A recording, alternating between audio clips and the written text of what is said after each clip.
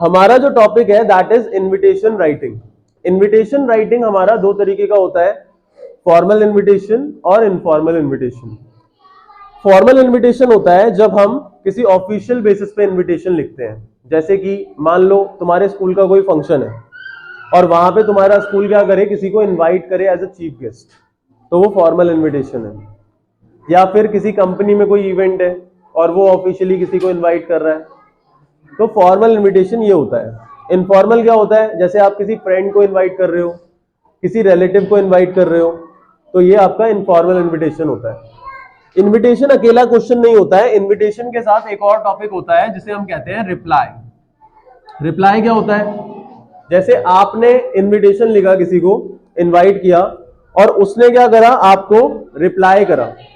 उसने क्या करा, आपको रिप्लाई करा कि भाई मैं नहीं आ पाऊंगा या मैं आ जाऊंगा।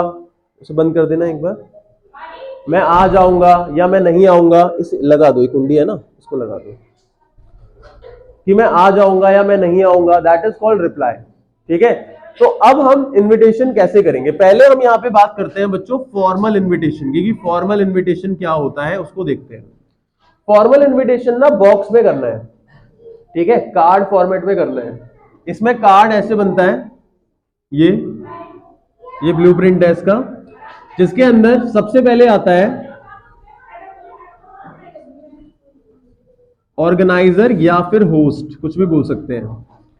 होस्ट मतलब जैसे आप कोई इवेंट ऑर्गेनाइज कर रहे हो, आपके घर में कोई फंक्शन है, आप ऑर्गेनाइज कर रहे हो पार्टी, तो आप होस्ट हो। जैसे रैट रैप चैप्टर में क्रॉफ्टर जो होता है वो होस्ट होता है ना, और पैडलर कौन होता है, गेस्ट होता है। क्लियर, होस्ट मतलब मेजबान और गेस्ट मतलब मेहमान।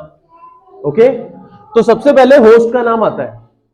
जैसे मान लो कोई स्कूल है, स्कूल इनवाइट कर रहा है, तो उसका नाम आएगा the Jindal public school, the Tagore senior secondary school, या जो भी स्कूल का नाम है वो आएगा। इसके बाद आएगा, अगर तुम्हें ज्यादा कुछ नहीं लिखना तो इनवाइट्स लिख दो नॉर्मल, वरना कई सारी चीजें लिख सकते हैं, seeks the pleasure of inviting ऐसे करके लिख सकते हैं, ठीक है, या seeks the gracious presence of, कुछ भी लिख सकते हैं। मैं आप लोगों को इसके कुछ फॉर्मेट्स भेज दूंगा, उसमें लाइंस लिखी हुई होंगी, आप चाहो तो उनको यूज कर सकते हो। अगर किसी को ज्यादा झंझट में नहीं पड़ना तो नॉर्मली इनवाइट्स लिखना है। अब इनवाइट के बाद किसका नाम आएगा, the name of guest, guest का नाम आएगा, मतलब जिसको इनवाइट किया जा रहा है। जैसे मान लो आप दिल्ली के सीएम अरविंद केजरीवाल को इनवाइट कर रहे हो, तो आपने लिखा Jindal public school comma Dashrathpuri invites Mr Arvind Kejriwal. किसी को भी लिख दो यार, क्या जा रहा है, ठीक है, लेकिन क्वेश्चन में जो गिवन होगा उसी को लिखना। ओके, अब ये बंदा जो है वो कौन है, इसकी पोजीशन क्या है, वो ब्रैकेट में बता सकते हो। जैसे आपने ब्रैकेट में नीचे लिख दिया था चीफ मिनिस्टर ऑफ दिल्ली, इस तरीके से आपको उसका लिखना पड़ेगा।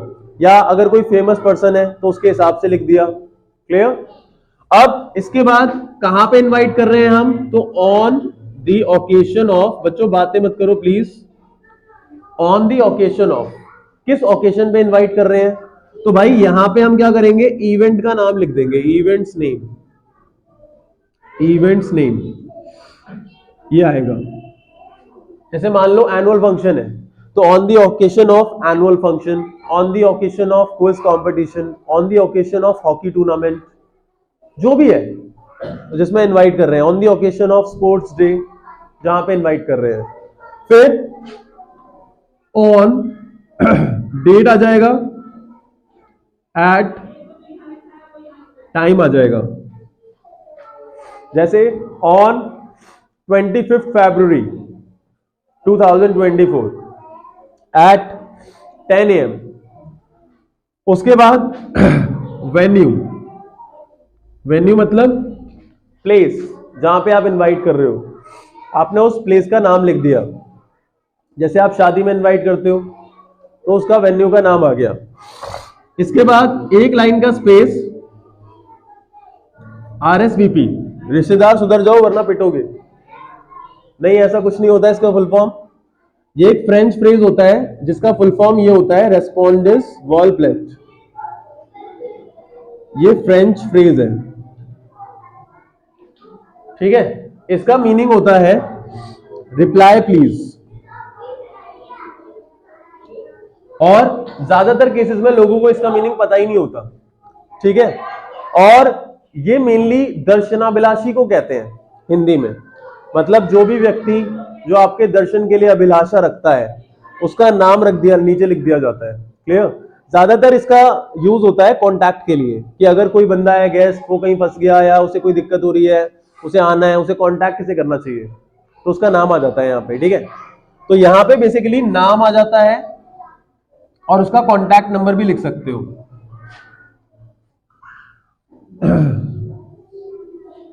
ये आपका फॉर्मेट है अगर मैं फॉर्मल इनविटेशन लिख रहा हूं। अब रही बात इसके रिप्लाई की, तो रिप्लाई हमारा लेटर सेंस में हमें करना होगा, वो मैं तुम्हें समझा दूंगा रिप्लाई कैसे करना है। अब अगर मैं फॉर्मल इनविटेशन नहीं कर रहा, इनफॉर्मल इनविटेशन कर रहा हूं, तो वहां पे हम लेटर फॉर्मेट में इनविटेशन लिख सकते हैं। मैं यहां साइड में ही लिख देता हूं, आप लोगों को समझ आ जाएगा। मान लो अगर मैं इनफॉर्मल इनविटेशन कर रहा हूं, इनफॉर्मल इनविटेशन, फॉर्मल इनविटेशन का मैं एक एग्जांपल आप लोगों को भेज दूंगा और वीडियो में मैं अभी दिखा रहा हूं, तो उसके थ्रू आप लोगों को फॉर्मल इनविटेशन समझ में आ जाएगा कैसे लिखना है।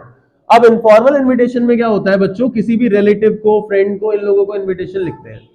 तो यहां पे क्या आता है, सेंडर्स एड्रेस, सेंडर्स एड्रेस के बाद क्या आता है, डेट, फिर dear friend, dear uncle, dear aunt, dear sister, जिसको भी आप इनवाइट कर रहे हो। फिर इसके बाद पहला पैराग्राफ जो आता है वो ग्रीट का आता है। ग्रीट का मतलब आप शुरुआत में बोलोगे कि how are you, I wish you are well, इस तरीके से आप लिखोगे। फिर आप मेन रीजन बताओगे कि आप इनवाइट क्यों कर रहे हो, तो I am writing this to invite you on the occasion of this, on this date, at this place. समझ में आ गई बात। मतलब नॉर्मली आप जैसे लेटर लिखते हो ना, वैसे ही लिखना है। यहाँ पे पहले ग्रीट आएगा, फिर कंटेंट आएगा। इस कंटेंट में हमें क्या करना पड़ेगा, इवेंट के बारे में बताना पड़ेगा और इवेंट की डिटेल्स देनी होंगी ये। फिर लास्ट में योर्स लविंगली, योर्स अफेक्शनेटली और नेम आ जाएगा। यहां पे एक लाइन का स्पेस, यहां स्पेस, यहां स्पेस, यहां स्पेस, यहां स्पेस। इसका भी मैं एक फॉर्मेट आप लोगों को भेज दूंगा, आपको समझ में आ जाएगा कि ये किस तरीके से लिखना है। कई बार ऐसा भी होता है कि रिलेटिव वाला जो इनविटेशन है वो ऐसे ना लिख के कार्ड फॉर्मेट में लिख दिया जाए, ऐसा भी होता है।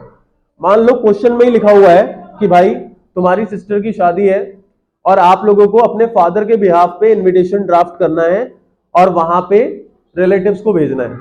अब वहां किसी पर्टिकुलर व्यक्ति का नाम तो गिवन नहीं है, किसको भेजना है, बस एक नॉर्मल कॉमन इनविटेशन ड्राफ्ट करना है। तो वहां पे ये गेस्ट वाला नेम नहीं आएगा, डायरेक्टली होस्ट का नाम आएगा, फिर इनवाइट्स और फिर directly on the occasion of.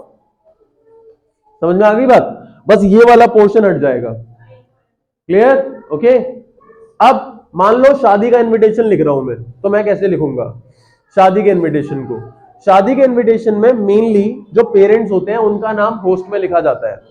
तो मैंने क्या लिखा, Mr and Mrs Ashok Mittal, या मिस्टर एंड मिसेस, या एंटायर मित्तल फैमिली, ऐसे भी आ सकता है। इनवाइट्स, इनवाइट्स के बाद on the occasion of their daughter's wedding, ठीक है। अब डॉटर का नाम शीतल वेड्स अनुराग, कुछ भी लिख दो यार, आई खुश मत हो जाओ ठीक है। शीतल वेड्स अनुराग, शीतल के पेरेंट्स का नाम तो ऊपर आ गया है ना। अब अनुराग के नीचे हम ब्रैकेट में लिख देंगे son of Mr and Mrs this. समझ में आई बात। और on date at time venue RSVP, same, खत्म। इसका भी फॉर्मेट मैं आप लोगों को भेज दूंगा। ये 2-3 तरीके के जो इनविटेशन है ना, इन तीनों के फॉर्मेट बेचूंगा नहीं यार, भेजूंगा, और इसको लिख लेना। और लिखने के बाद उसी तरीके के क्वेश्चंस को सॉल्व करके देखना, तुम्हारे को आसानी से समझ में आ जाएगा कि कैसे इनविटेशन लिखना है। क्लियर। पहला इनविटेशन मैंने बताया फॉर्मल, ये होगा। दूसरा बताया इनफॉर्मल, ये होगा। तीसरा बताया जहां पे रिलेटिव्स फ्रेंड्स को भी कार्ड फॉर्मेट में लिखना होगा, तो वहां पे गेस्ट का नाम हटा के डायरेक्टली यहाँ पे mister and Mrs this person invites, फिर ऑन द ओकेजन ऑफ। और कई बार ऐसा भी होता है किसी पर्टिकुलर रिलेटिव को बुलाना होता है, तो उसका नाम यहाँ पे आ जाएगा। समझ में आ गई बात। अब अगर मैं रिप्लाई कर रहा हूं बच्चों, अगर मैं क्या कर रहा हूं, रिप्लाई कर रहा हूं, तो रिप्लाई ऐसे नहीं लिखना है, रिप्लाई हमेशा लेटर फॉर्मेट में ही लिखना है। क्यों? क्योंकि मान लो आप रिलेटिव को लिख रहे हो, ध्यान से सुनो मेरी बात, आप रिलेटिव्स को लिख रहे हो, आपको नहीं पता किसी पर्टिकुलर रिलेटिव को नहीं लिख रहे, कॉमन इनविटेशन लिख रहे हो। क्या कोई कॉमन इनविटेशन जो है वो इस फॉर्मेट में लिखा जा सकता है? क्यों? क्योंकि ये तो तभी लिखोगे ना जब पर्टिकुलर बंदे का नाम बताए कि मुझे इसको लिखना है, इसका एड्रेस है। जब कॉमन इनविटेशन है रिलेटिव्स को तो ऐसे ही लिखना पड़ेगा, समझ आई बात? लेकिन जब आप रिप्लाई करते हो तो रिप्लाई तो किसी पर्टिकुलर बंदे को ही किया जाता है, तो फिर वहां पे हम लेटर वाला फॉर्मेट ही यूज कर सकते हैं, चाहे फॉर्मल रिप्लाई हो चाहे इनफॉर्मल रिप्लाई हो, दोनों ही केस में हम लेटर वाला फॉर्मेट यूज कर सकते हैं रिप्लाई में। बस डिफरेंस क्या होता है, अगर मैं फॉर्मल रिप्लाई कर रहा हूं, अगर मैं रिप्लाई में कौन सा रिप्लाई कर रहा हूं, फॉर्मल रिप्लाई कर रहा हूं, तो वहां पे पहले क्या आएगा, सेंडर्स एड्रेस, फिर डेट आता है, फिर रिसीवर, मतलब जो भेज रहा है और जिसको भेजा जा रहा है। तो जिसको आपने इनवाइट किया, मान लो चीफ मिनिस्टर को इनवाइट किया, तो यहां क्या आएगा, चीफ मिनिस्टर रेजिडेंस, क्लियर, फिर डेट, फिर जिंदल पब्लिक स्कूल, जिसको भेजा जा रहा है रिप्लाई, फिर क्या आएगा फॉर्मल में सब्जेक्ट, जैसे फॉर्मल लेटर का फॉर्मेट होता है, क्या आएगा यहाँ पे, रिप्लाई फॉर एक्सेप्टेंस। मान लो अगर वो आने वाला है बंदा तो क्या आ जाएगा, एक्सेप्टेंस। अगर वो नहीं आने वाला क्या आएगा, रिप्लाई फॉर रिफ्यूजल। रिफ्यूजल मतलब वो नहीं आएगा, या तो एक्सेप्टेंस आ जाएगा या फिर रिफ्यूजल आ जाएगा। फिर इसके बाद आ जाएगा सर या मैम, जो भी है, ठीक है। इसके बाद पहला पैराग्राफ क्या आएगा आपका, आई रिसीव्ड योर इन्विटेशन, ऐसे करके आपको लिखना है, आई received your invitation and I am glad to receive your invitation for the occasion of this on this date this is and I will definitely attend the event, कि मैं definitely event को attend करूंगा।